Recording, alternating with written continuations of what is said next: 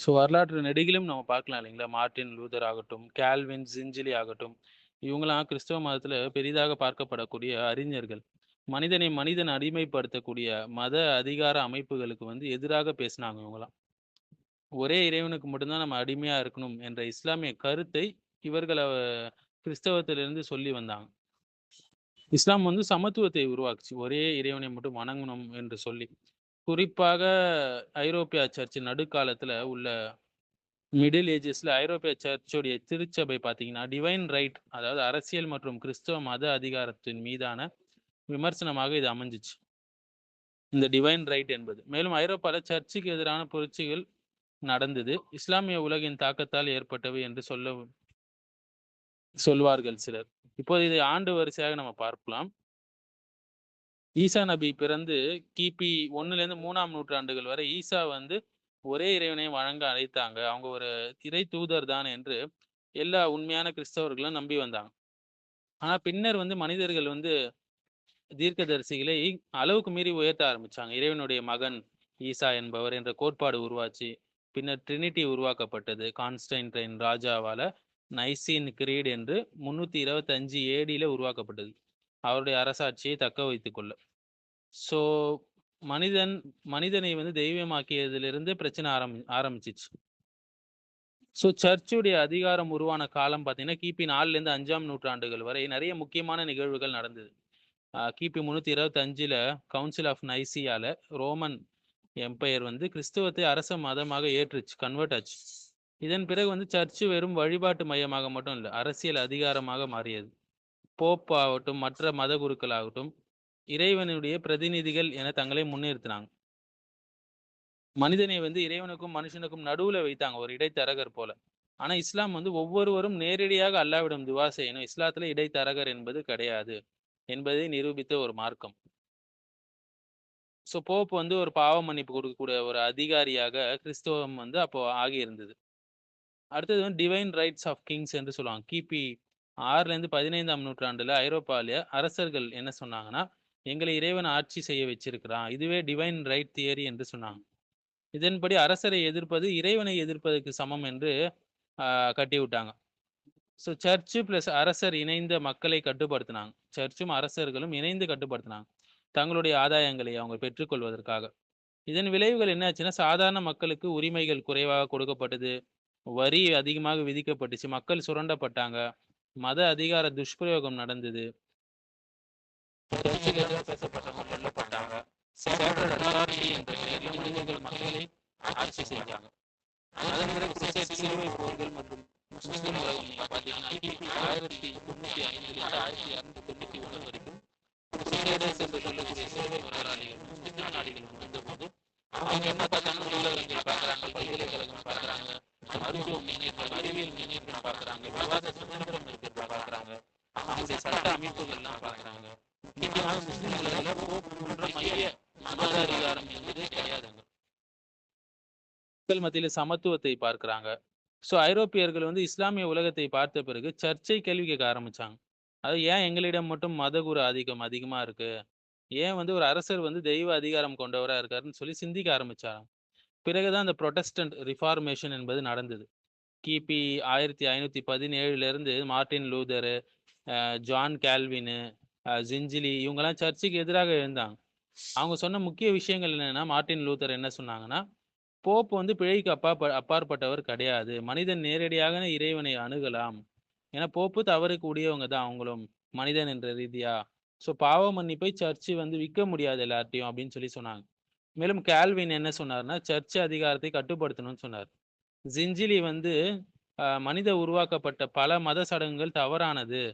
சர்ச்சில நடக்கிறது என்று சொன்னாங்க. மேலே இந்த ரிஃபார்மர்ஸ் என்ன செஞ்சாங்கன்னா, சீர்திருத்தவாதிகள் முழுமையாக இஸ்லாத்தை பின்பற்றல. ஆனா மனிதனை தெய்வப்படுத்தக் கூடாது என்ற இந்த விஷயத்தை கொண்டு வந்தாங்க. மத குருக்கு அப்சல்யூட் அத்தாரிட்டி கொடுக்கக் கூடாது என்று சொன்னாங்க. இதுகள்ல இஸ்லாமிய தாக்கம் இருந்தது. இந்த அவங்களுடைய பேச்சுக்கள்ல. இஸ்லாம் பல நூற்றாண்டுகளுக்கு முன்பே சொல்லியது ஐரோப்பியா பின்னாடி தான் புரிஞ்சுக்கொள்ளுச்சு. அதுவும் அரைகுறையாக. ஸோ இஸ்லாம் என்ன மாற்று கொடுத்ததுன்னா, இஸ்லாமுடைய அடிப்படை வந்து அனைவரும் அல்லாஹ்வுடைய அடிமைகள். தக்வா உடையவர்கள் தான் அல்லாஹ்விடத்தில் நெருக்கமானவர்கள். ஸோ மதகுருவுடைய மொனோபொலி இல்ல. போப் போன்ற விஷயங்கள் இல்ல அவங்க கிட்ட. இறைவனுடைய மகன் என்ற கான்செப்ட்லாம் இல்லை. டிவைன் கிங் என்ற கான்செப்ட்லாம் இல்லை. அரசர்கள் வந்து பிரதிநிதி, இறைவனுடைய பிரதிநிதி என்பது போலாம் இல்லை. அக்ரமக்கும் இந்தல்லாஹி அத்காக்கும். அல்லாவிடம் மிகவும் கண்ணியமானவர், நெருக்கமானவர் யாருன்னா தக்வாவுடையவர். முஸ்லிம் நாகரிகத்துடைய அறிவியல் மற்றும் அறிவு தாக்கம் வந்து ஐரோப்பியாவை பாதித்தது என்று பலராலும் ஏற்கப்படுது. ஸோ மனிதனை இறைவனாக்குறது, மத குருமார்களுக்கு டிவைன் அத்தாரிட்டி கொடுத்தது வந்து ஐரோப்பியாவை இருளில் தள்ளியது என்று சொல்லலாம். ஏன்னா இஸ்லாம் மனிதனுக்கு அடிமையாவதிலிருந்து விடுவிச்சு ஒரே இறைவனுக்கு அடிமையாக இருக்கும் நல்ல மக்களாக மாத்துச்சு. அதன் பிறகு வரலாற்றுல மிகப்பெரிய மாற்றங்கள் நடந்துச்சுன்னு சொல்லலாம். கிறிஸ்துவ திருச்சபையுடைய முழு அதிகாரம் மெதுவாக மெல்ல மெல்ல என்னாச்சு உடைய ஆரம்பிச்சது. அரசர்கள் வந்து சவாலுக்கு உள்ளானாங்க. மனிதன் மைய சிந்தனை வந்து வளர்ந்தது. பிறகு மத சார்பின்மை, சுதந்திரவாதம், தேசியவாதம், முதலாளித்துவம் போன்ற நவீன கொள்கைகள்லாம் உருவாச்சு. ஸோ 1517 வந்து மார்ட்டின் லூத்தருடைய எழுச்சி வந்து மார்ட்டின் லூத்தர் தனது 95 தீர்மானங்களை வெளியிட்டார்.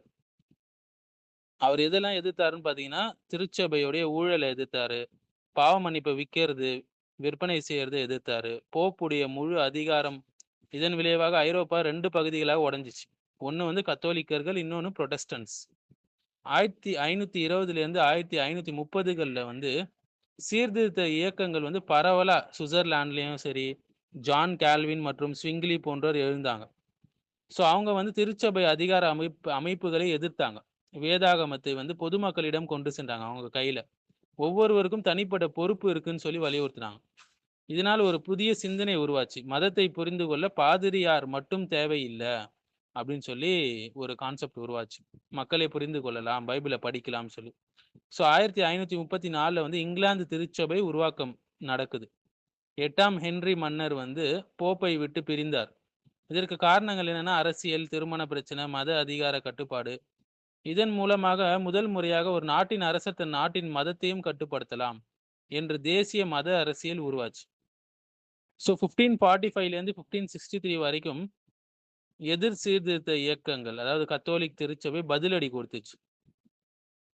அதாவது கவுன்சில் ஆஃப் ட்ரெண்ட் என்பது உருவாச்சு. ட்ரெண்ட் பேரவை மூலயமாக தங்கள் கொள்கைகளை பாதுகாத்து கொண்டாங்க. புரொட்டஸ்டன்ட்டுகளை எதிர்த்தாங்க இந்த கத்தோலிக்க திருச்சபைகள். ஸோ 1618 அதாவது ஐரோப்பா மத போர்கள் எல்லாம் மூழ்கிச்சு.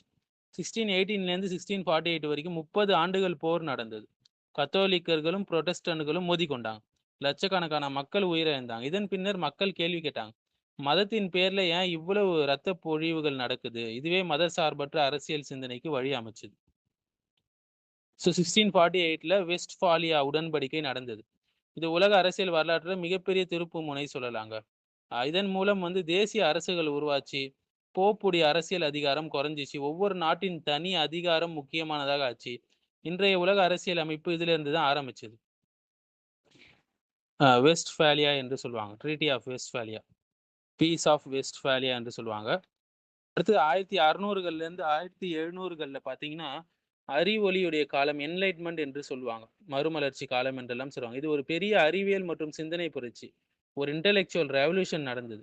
இதனுடைய முக்கிய சிந்தனையாளர்கள் யார் பார்த்தீங்கன்னா ஜான் லாக், வால்டேரு, ருசோ, மாண்டென்ஸ்கியூ.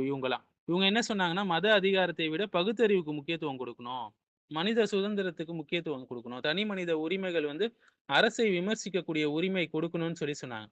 இதன் மூலம் மதம் வந்து தனிப்பட்ட விஷயமாக இருக்க வேண்டும் என்ற சிந்தனை உருவாச்சு. ஸோ 1776 வந்து அமெரிக்க புரட்சி, அவர்களுடைய முக்கிய கோஷங்கள் என்னன்னா, அமெரிக்க புரட்சி நடந்து சுதந்திரம், உரிமைகள், மக்கள் பிரதிநிதித்துவம் இதெல்லாம் உருவாச்சு. அரசர் இறைவனால் நியமிக்கப்பட்டவர் என்ற கோட்பாடு பலவீனமாக ஆச்சு. ஸோ 1789 பிரெஞ்சு புரட்சி நடந்தது.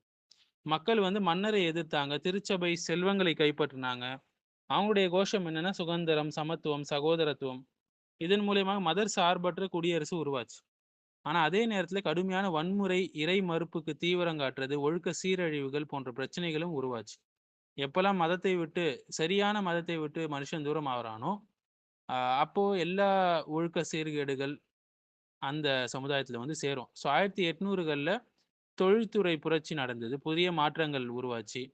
இண்டஸ்ட்ரியல் ரெவல்யூஷன் நடந்தது. தொழிற்சாலைகள், முதலாளித்துவம், நகரமயமாக்கல் இதெல்லாம் நடந்தது.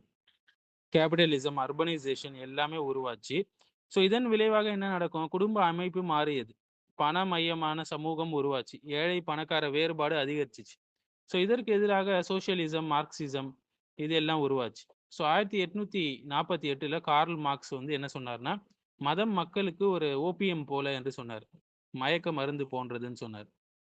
ஸோ ஏத்திஸ்டிக் பொலிட்டிக்கல் ஐடியாலஜிஸ் இப்பதான் உருவாகுது கொஞ்சம் கொஞ்சமாக. அவர் வந்து பொருளாதாரத்தையே அடிப்படையாக கொண்டார் மக்களுடைய வாழ்க்கையில. இதனால வந்து இறை மறுப்புக்கு அரசியல் உருவாச்சு, கொள்கைகள் உருவாச்சு, கம்யூனிச சித்தாந்தங்கள் பரவுச்சு. ஸோ 1800கள்ல வந்து இறுதியில காலனித்துவம் நடந்தது. ஐரோப்பிய சக்திகள் வந்து முஸ்லிம் நாடுகளை கைப்பற்றினாங்க. மத சார்பற்ற சட்டங்களை கொண்டு வந்தாங்க. மேலும் ஒட்டமான் பேரரசு, உஸ்மானிய ஹிலாஃபத் வந்து பலவீனமாச்சு. 1924 ஹிலாஃபத் வந்து முடிவுக்கு வந்தது. முஸ்தபா கமால் அத்தாதுர்க் வந்து அதிகாரப்பூர்வமாக ஹிலாஃபத் ஆட்சியை முடிச்சார். இதன் விளைவுகள் என்ன, முஸ்லிம்கள் வந்து அரசியல் ஒற்றுமை வந்து சிதறிச்சு. ஸோ செக்யூலர் நேஷனலிசம் வந்து பரவ ஆரம்பிச்சது. தேசியவாதம், அப்புறம் மத சார்பின்மை எல்லாம் பரவ ஆரம்பிச்சது. 1990கள்ல வந்து மத சார்பற்ற தேசிய அரசுகள் வந்து உருவாச்சு. முஸ்லிம் நாடுகள்லையும் பிரெஞ்சு மத சார்பின்மை, பிரிட்டிஷ் சட்ட அமைப்புகள், தேசியவாத அரசியல் பரவ தொடங்குச்சு. ஸோ 1945ல வந்து 2ஆம் உலகப் போருக்கு பிறகு ஐக்கிய நாடுகள் அமைப்பு உருவாச்சு. மனித உரிமைகள் என்ற கருத்து உலக அளவில் பரவலாக எல்லாராலையும் பேசப்பட்டு வந்தது. ஆனால் சூப்பர் பவர் பாலிடிக்ஸ் வந்து நடந்துகிட்டே வந்தது. கேபிட்டலிசம் வெர்சஸ் கம்யூனிசம் கொள்கை போர்கள்லாம் தொடர்ந்துட்டே இருந்துச்சு.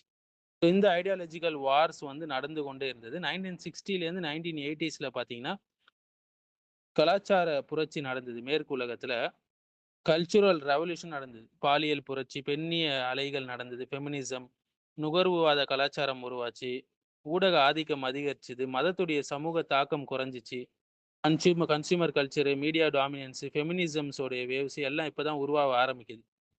பிறகு 1990ஸ்ல வந்து உலகமயமாக்குதல், அதாவது குளோபலைசேஷன் நடக்குது. இன்டர்நெட் வருது, global capitalism, western media culture இதெல்லாம் உள்ள வருது.